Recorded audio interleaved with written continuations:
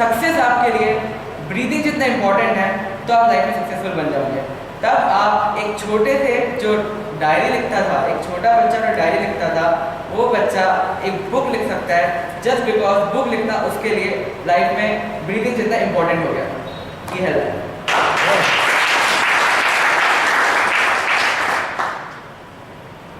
और बोलिए कुछ और बोलिए। अपनी कविता पढ़ना चाहता हूँ। हाँ, स्वागत। ये कविता के आखिरी पंक्ति है जो सीबीएसई की 10th स्टैंडर्ड की बुक में अगले साल आने वाली है। Even while your tears fall like rain and your soul screams aloud and you feel there's not anything left to gain as you walk lost in the crowd, love will give you hope.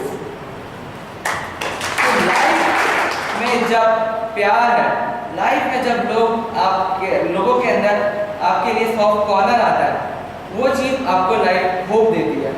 और जब आपके पास hope है आप life में आगे बढ़ जाओगे।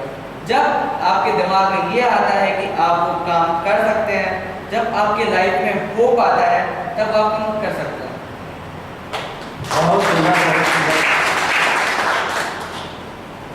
संसार के समस्त साहित्य में जितने प्रसिद्ध रचनाकार हुए हैं, लगभग सभी ने उसी उम्र से रचना प्रक्रिया का प्रारंभ किया है।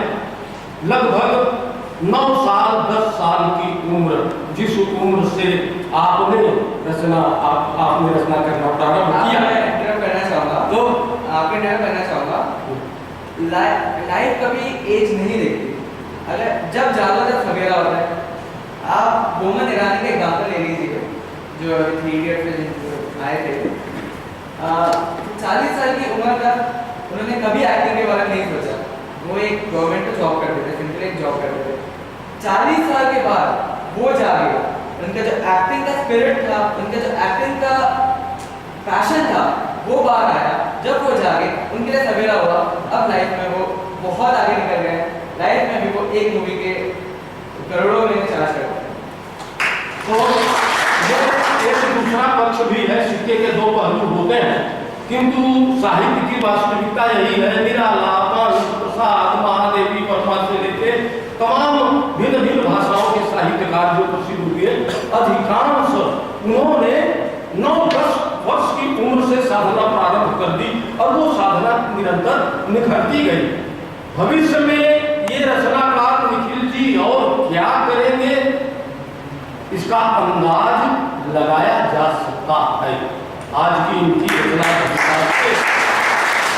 तो बहुत धन्यवाद हमारे विद्यार्थियों को, आज आपने यहाँ उपस्थित होकर अपनी रचना धर्मिता से प्रेरित किया और हमारे विद्यार्थियों में जो ये प्रतिभा बहुत से विद्यार्थियों में है वो इससे और पुष्पित पल्लवित होगी। आज के इस कार्यक्रम की सार्थकता पर विचार विमर्श चलता रहेगा और इस कार्यक्रम का जो उद्देश्य था, मेरी दृष्टि में वो उद्देश्य पूरा हुआ। रचनाकार को देखकर सुनकर विद्यार्थियों को निश्चित रूप से एक नई प्रेरणा प्राप्त हुई है। इस कार्यक्रम के संदर्भ में अपने विचार व्यक्त करने के लिए महाविद्यालय के विद्वान प्राचार्य डॉक्टर सुभाष पवारी जी को मैं सादर आमंत्रित करता हूँ।